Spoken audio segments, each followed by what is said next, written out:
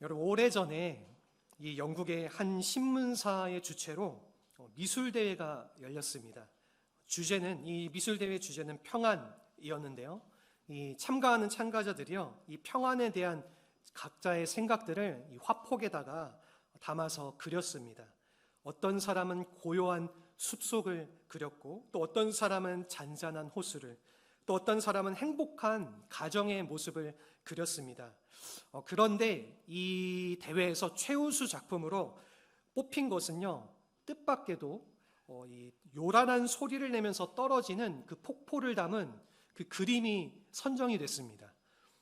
이 그림을 자세하게 보니까 이 폭포의 급류 속에요, 작은 바위 틈에 이 작은 새가 한 마리가 이렇게 앉아 있는 그러한 그림을 그렸다는 것이에요. 그 그림의 내용을 보니까 이렇게 그 그림이 선정이 되었다라는 것을 제가 동의를 할 수밖에 없더라고요. 모든 심사위원들이 당연하게 그런 그림의 모습을 보고 동의를 했듯이 저도 그러한 내용에 대해서 굉장히 동의가 되더라고요. 여러분들은 어떠세요? 그 그림의 내용에, 평안이라고 하는 제목에 그 그림의 내용에 동의가 되십니까? 예. 저 아마도 많이들 동의가 되실 줄로 믿습니다. 여러분, 우리의 현실 속에는요, 이 잔잔한 호수와 같은 상황만 있는 것이 아니죠. 급류처럼 쏟아져 내리는 그런 폭포수와 같은 상황이 우리의 삶의 현실들에 펼쳐질 수 있다는 것입니다. 그런데 그런 가운데서도 평안할 수 있어야지 그것이 참 평안이라고 하는 것입니다. 여러분, 좋은 환경에서만 우리가 평안하다면요, 그것은 참 평안으로 인정을 할 수 없다라는 것입니다. 환경을 초월하는 평안이어야지 그것이 진정한 평안이라고 하는 것이죠. 오늘 이 요한복음 본문에서 예수님은 그와 같은 참 평안을 우리에게 주시겠다라고 말씀을 해주고 계십니다. 그러면은 우리가 이 참 평안을 얻으려면은 어떻게 해야 될까?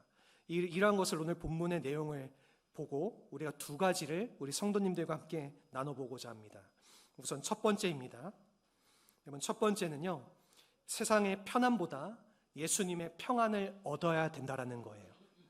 우리가 얻어야 될 것은 세상의 편안이 아니라 예수님의 평안인 줄로 믿습니다.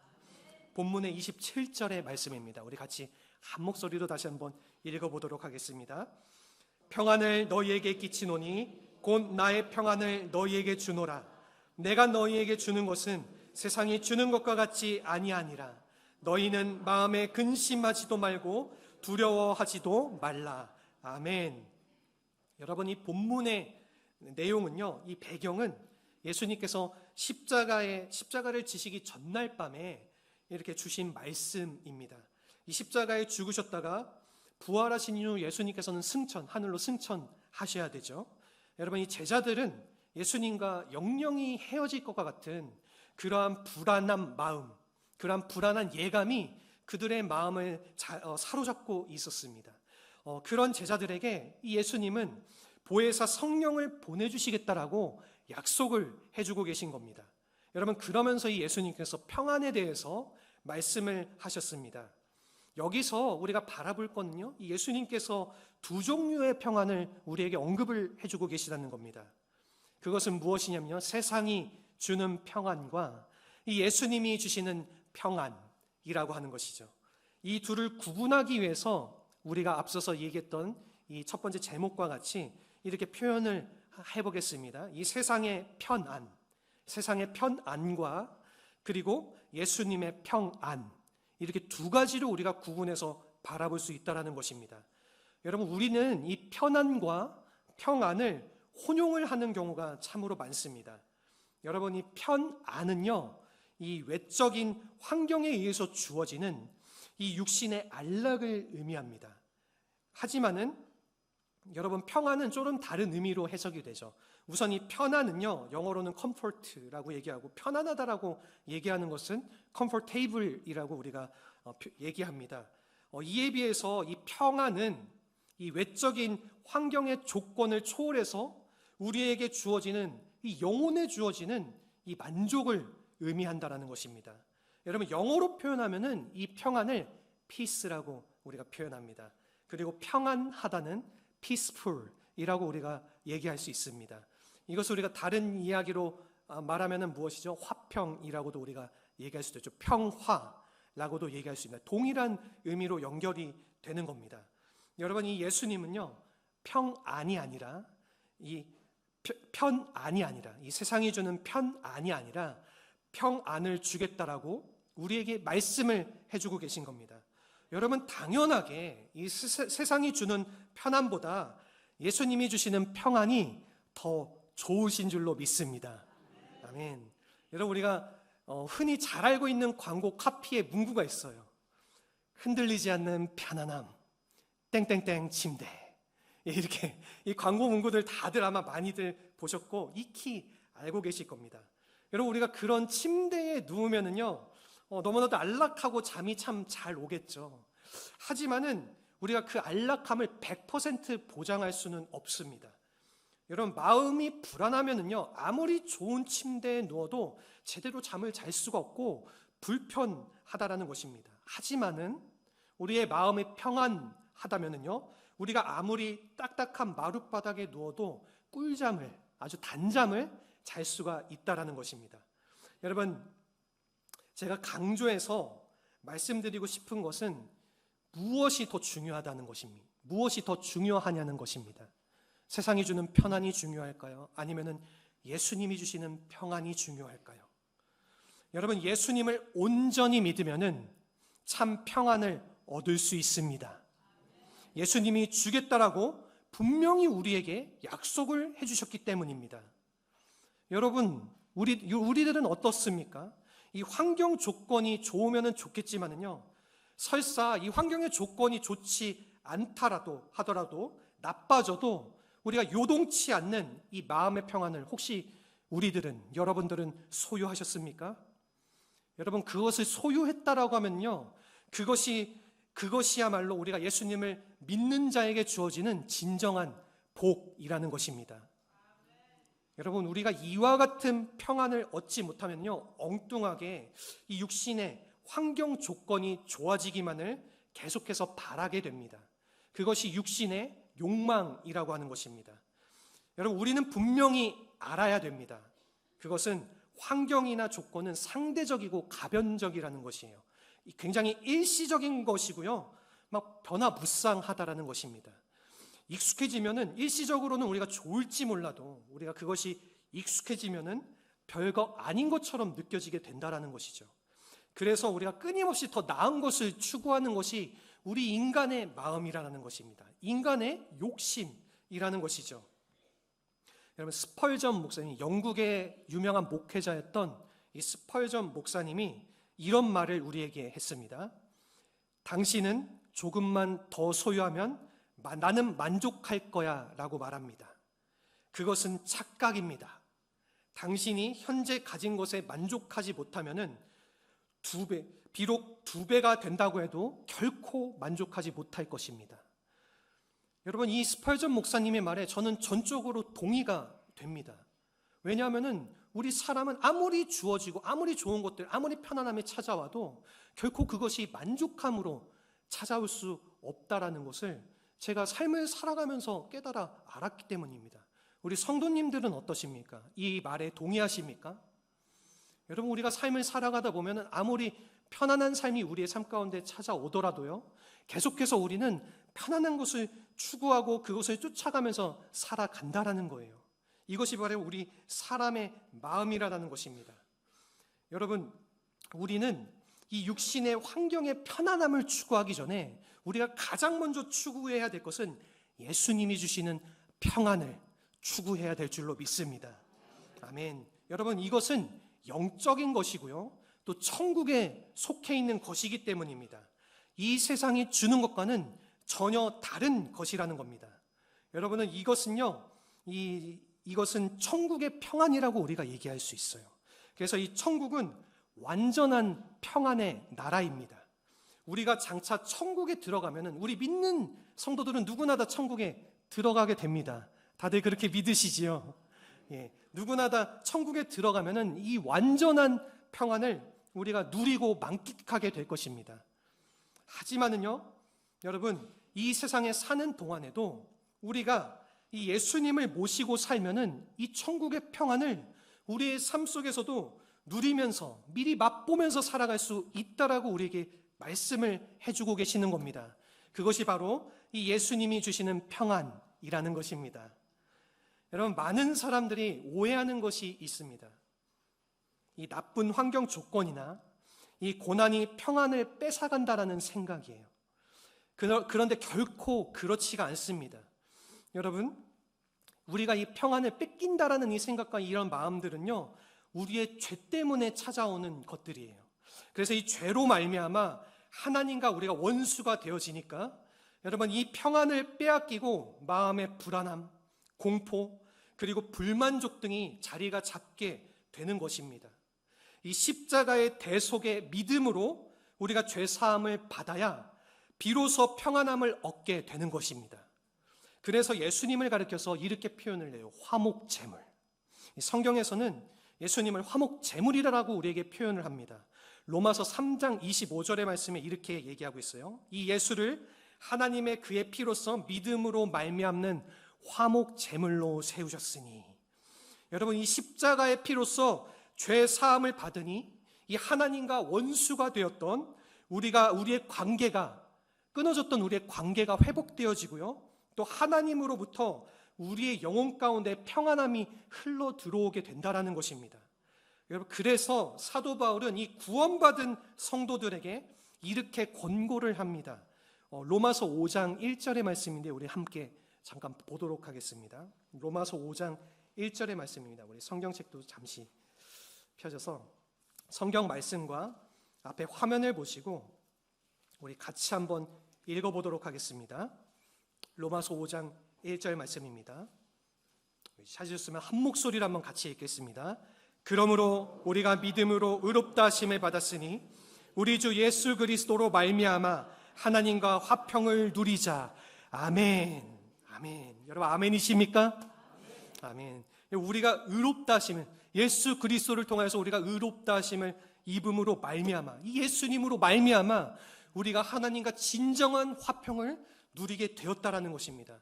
그것을 통하여서 우리의 삶 속에 진정한 평안이 찾아오게 된다라는 것입니다. 여러분, 우리가 특별히 기억할 것이 있습니다.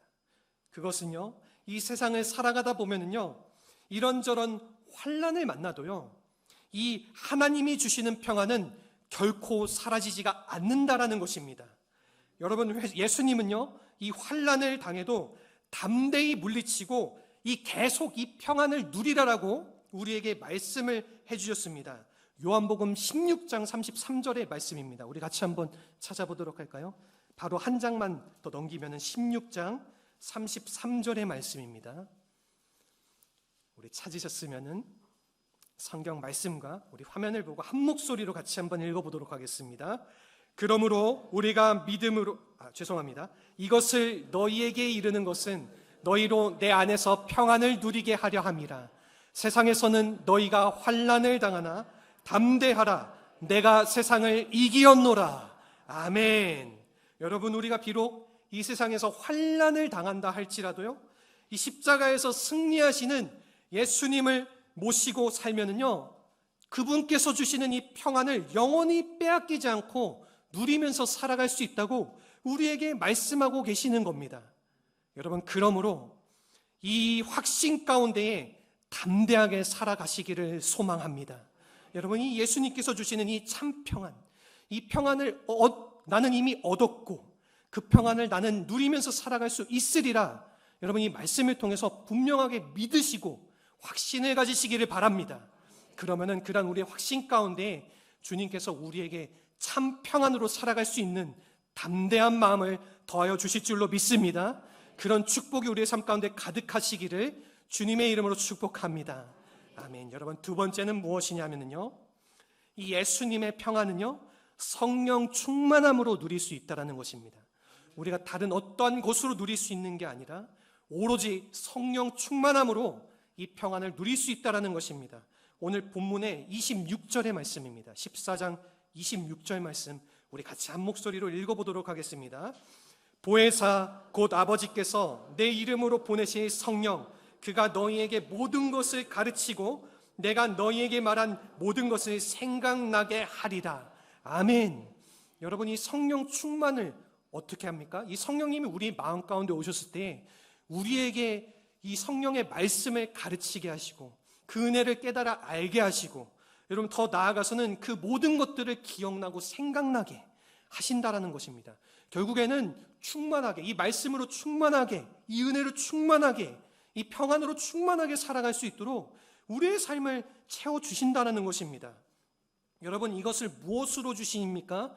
바로 성령을 통하여서 우리에게 주신다라고 말씀을 하시는 겁니다. 여러분, 예수님께서는 먼저 이 성령이 어떠한 분이신가에 대해서 우리에게 설명을 해주십니다. 오늘 이 요한복음 14장 말씀 우리 한번 펴보겠습니다. 14장 16절 말씀입니다. 16절부터 18절 말씀에서 우리에게 설명을 해주고 있는데, 우리 14장 16절 말씀을 보도록 하겠습니다. 한 목소리로 같이 읽겠습니다. 내가 아버지께 구하겠으니 그가 또 다른 보혜사를 너희에게 주사 영원토록 너희와 함께 있게 하리니. 아멘. 여러분이 예수님이 승천하신 후에요, 하나님 아버지께 구해서 성령을 우리에게 보내주시겠다 하시면서 그 성령을 무엇이라 표현하십니까? 보혜사라고 부르셨습니다.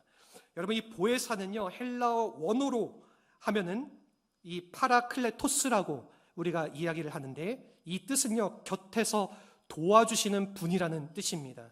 이 우리말의 번역은 이 보혜사, 우리말의 번역에 이 보혜사를 한자로 우리가 보게 되면은 그 뜻을 잘 알 수 있죠. 보혜사, 그 의미 그대로 도와주시는 분이라는 거죠. 그런데 이 앞에 수식어로 또 다른이라는 수식어가 붙습니다. 여러분, 영어 성경에는 이 또 다른이라는 표현이 another이라고 되어 있는데요, 여러분 이 뜻은 무엇이냐면요, 하나가 있는데 동일한 하나가 더 있다라는 것입니다. 여러분, 예수님이 그 자신이 지난 3년 동안 이 제자들 곁에서 도와주셨던 보혜사이셨습니다. 그런데 이 성령이 또 다른 보혜사라고 이 말씀을 하셨으니, 여러분 예수님과 동일하게 이 성령님이 제자들 곁에서 도와주실 것이라는 말씀인 것이죠.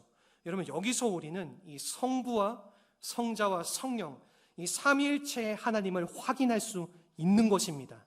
이 성령님이 우리와 함께 계시면은, 즉 이것은 예수님이 우리와 함께 계시고 하나님께서 우리와 함께 계시고 그분께서 주시는 참 평안을 우리가 충만하게 누리면서 살아갈 수 있다라는 것입니다. 여러분, 예수님을 믿음으로 영접하면은 그 영혼에 성령님이 찾아오시게 됩니다. 그리고 함께 거하신다라는 거예요. 이것을 우리가 가리켜서 성령의 내주라고 이야기할 수 있습니다. 그렇게 표현을 합니다. 여러분, 오늘 본문의 요한복음 14장 17절의 말씀입니다. 우리 17절 말씀 한 목소리로 같이 읽어보겠습니다. 그는 진리의 영이라 세상은 등이 그를 받지 못하나니 이는 그를 보지도 못하고 알지도 못함이라. 그러나 너희는 그를 아나니 그는 너희와 함께 거하시며 또 너희 속에 계시겠음이라. 아멘. 여러분, 이 말씀처럼 이 성령을 통해서 예수님이 우리와 함께 계시기에 이 예수님의 평안이 우리 안에 있게 된다라는 것입니다. 여러분, 오늘 18절 말씀, 이어서 18절 말씀에서 이렇게 우리에게 이야기해 주십니다. 우리 같이 읽겠습니다. 내가 너희를 고아와 같이 버려두지 아니하고 너희에게로 오리라. 아멘. 여러분, 우리를 고아와 같이 버려두지 않으신다라는 거예요. 고아가 어떠한 존재입니까? 여러분, 이 고아는요, 부모의 부재로 마음이 허전한 사람이에요. 삶이 허전한 사람이에요. 삶을 살아가기 너무나도 괴로운 인생을 살아가고 허전한 인생을 살아가고 있는 존재라는 것입니다. 여러분, 이 제자들은요, 예수님이 떠나면 마치 고아와 같이 되는 것처럼 생각을 했습니다. 그런데 이 보혜사 성령을 통해서 그분께서 다시 오시니까 결코 고아가 아니라는 것입니다. 여러분, 이 예수님의, 즉 이것은 다시 말하면은 이 예수님의 평안으로 이 제자들의 마음을 충만하게, 우리들의 마음을 고아와 같이 아니하시고 충만하게 채워주신다라는 이 약속의 말씀인 것입니다. 여러분, 이 요한복음 4장의 이 이야기를 보면은요, 거기에 이 사마리아 여인, 우리가 잘 알고 있는 사마리아 여인의 이야기가 나와요. 이 결혼에 여러 번 실패하고 굉장히 공고한 삶을 살던 이 여인이 이 동네 사람들이 자신을 보기가 굉장히 부끄러워가지고요, 인적이 드문 아주 뜨거운 햇빛이 비치는 한낮에 이 우물가에 물을 길러 나아가게 됩니다. 그런데 그곳에 계시던 이 예수님께서 이 여인을 만나고 그 여인을 보고 측은히 여기면서 예수님께서 이렇게 말씀하세요. 이 물을 마시는 자마다 다시 목마르려니와 내가 주는 물을 마시는 자는 영원히 목마르지 아니하리니 내가 주는 물은 그 속에서 영생하도록 솟아나는 샘물이 되리라. 아멘. 여러분이 예수님을 구주로 믿고 영접하면은 우리의 영혼 깊은 곳에서 영생수가 솟아나는 이 샘물이 장착되어진다는 것입니다. 여러분, 이게 바로 예수님이 우리에게 주시는 평안이라는 것이에요. 성령의 생수가 흘러나와서 그 마음이 평안으로 가득 채워지게 된다는 것입니다. 여러분, 이 사마리아 여인은요, 이 말씀을 듣고 이 평안함이 그 영혼 가운데에 가득 채워지게 되면서 이 기쁨이 주체할 수가 없으니까 무엇을 하냐면요, 이제는 동네 사람들을 향해서, 이 평안함이 없는 메마른 삶을 살아가고 있던 동네 사람들을 향하여서 그들에게 예수님이 메시아이심을 증거함으로 나아가게 됩니다. 전도를 하면서 나아가는 것이에요. 여러분, 어떻게 이 여인이 그렇게 할 수가 있겠습니까? 다른 것으로 하는 것이 아니라 예수님께서 주신 참 평안이 있기 때문에 이 여인이 능히 그렇게 그것을 증거하며 나아갈 수 있었다는 것입니다. 얼마나 놀라운 장면입니까? 여러분, 그런데 우리가 유의할 사항이 한 가지가 있어요. 그것은요, 이 성령님이 우리 마음 가운데에 거하시지만은요, 이 세상에 환난이 닥쳐오면은요, 마음이 흔들리고 화들짝 놀라서 우리가 굉장히 두려워하게 됩니다. 누구나 다 그렇죠. 여러분, 그런데 그곳 가운데에 마치 성령이 우리와 멀어지는 것 같이 느껴지는 경우가 있어요. 내 안에 주님이 함께 하시지 않고, 이 성령님이 함께 하시지 않고 멀리 계셔서 나는 어떻게 하나, 이러한 마음이 우리 가운데 찾아오고 우리의 마음속에 이 평안함이 깨어지는 것과 같이 우리가 느끼는 순간이 있다라는 것입니다. 여러분, 그러나 절대로 그렇지 않다라는 것을 기억해 주시기 바랍니다. 여러분, 성령은요, 우리를 결코 떠나지 않으십니다. 우리 안에 있는 이 예수님의 평안도 결코 사라지지 않습니다. 여러분, 잠시 흔들리는 것처럼 느껴질 뿐이지요, 우리 안에 이 성령님과 이 주님이 주시는 이 평안함은 영원히 항상 함께 한다라는 것이에요. 우리가 이 내주하시는 성령을 의식하면서 친밀한 관계를 맺고 우리가 다시 성령의 충만을 받게 되면요, 금세 우리의 마음이 회복되어지고요, 우리가 평안을 누리게 된다라는 것입니다.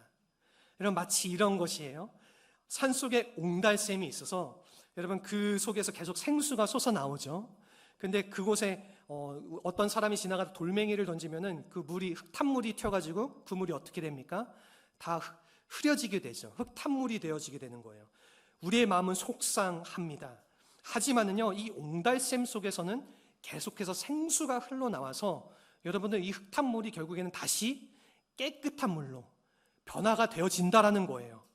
여러분이 그렇게 회복되어진다라는 것입니다.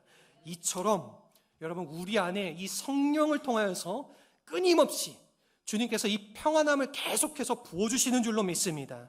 이 평안함이 그냥 부어주시는 걸로 모자라서 충만하게 그리고 넘치도록 채워주시는 줄로 믿습니다. 여러분, 그러한 평안함을 우리가 분명하게 바라보고 나아가야 되는 것이죠.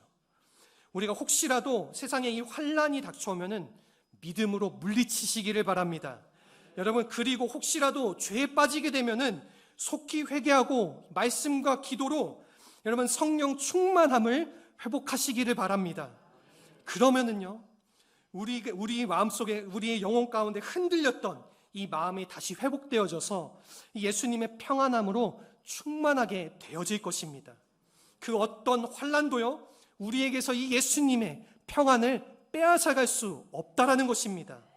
여러분, 그런 모습은요, 나 자신에게 복일 뿐만이 아니라 여러분, 우리를 바라보는 모든 사람들, 세상 사람들에게 하나님을 믿는, 예수님을 믿는 증거가 되어진다라는 것입니다. 많은 사람들이 오해하는 것이 있어요.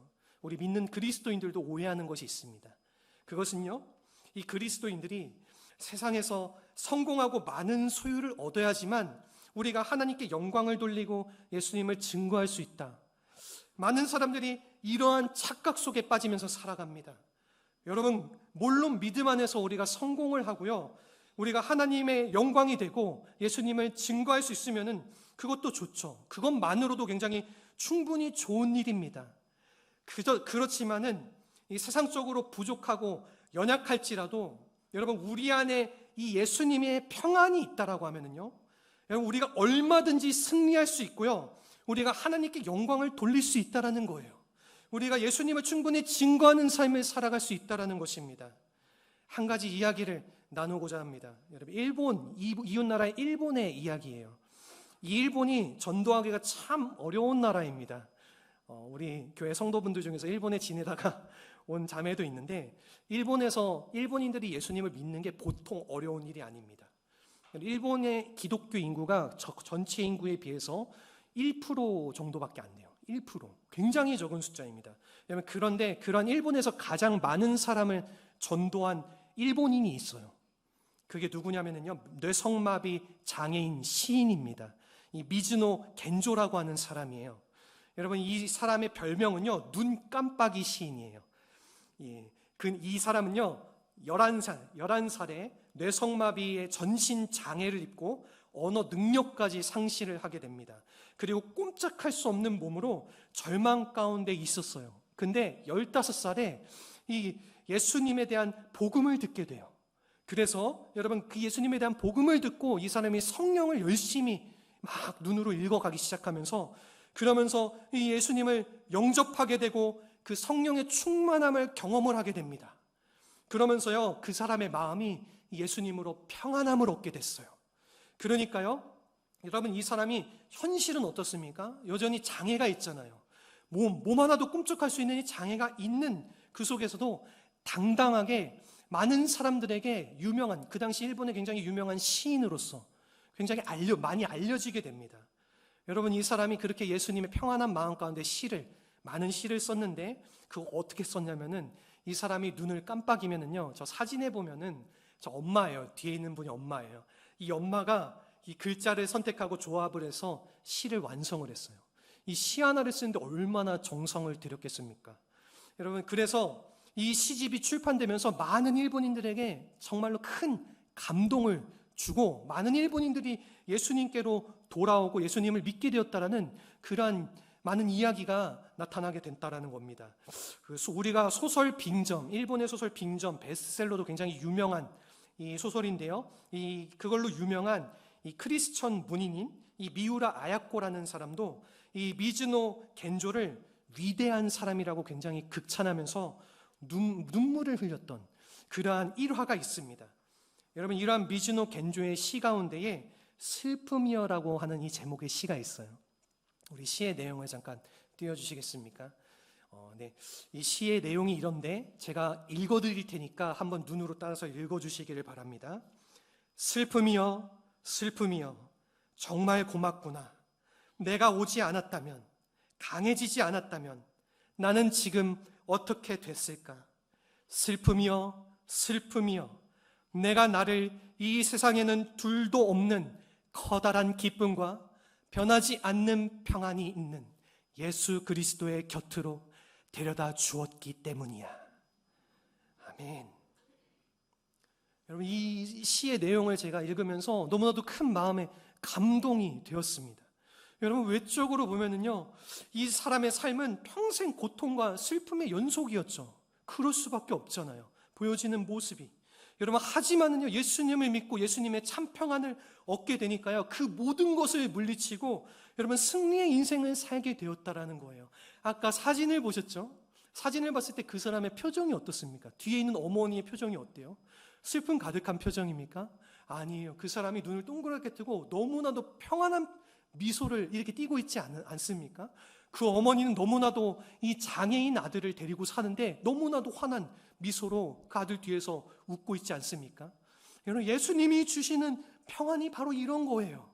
우리가 예수님을 믿고 이 평안함을 누리게 되면은 우리는 내색하지 않더라도 우리 안에 채워주신 그 평안함을 통하여서 우리는 자연스럽게 우리의 얼굴 그 자체로 예수님을 증거하고 예수님을 전하면서 살아갈 수 있게 된다라는 것입니다. 여러분, 말씀을 마무리하도록 하겠습니다. 여러분은 어떠한 것을 원하십니까? 세상이 주는 편안, 그리고 예수님이 주시는 평안. 여러분, 이 둘 중에 어떠한 것을 얻기를 원하십니까? 이 세상이 주는 평안보다 예수님이 주시는 평안을 갈망하시기를 바랍니다. 여러분, 그것을 간절히 바라고 구하시기를 바랍니다. 예수님을 구주로 믿고 영접하셨다면요, 여러분, 이미 이 예수님과 동일하신 또 다른 보혜사의 성령님이 우리의 마음속에 와 계신 줄로 믿습니다.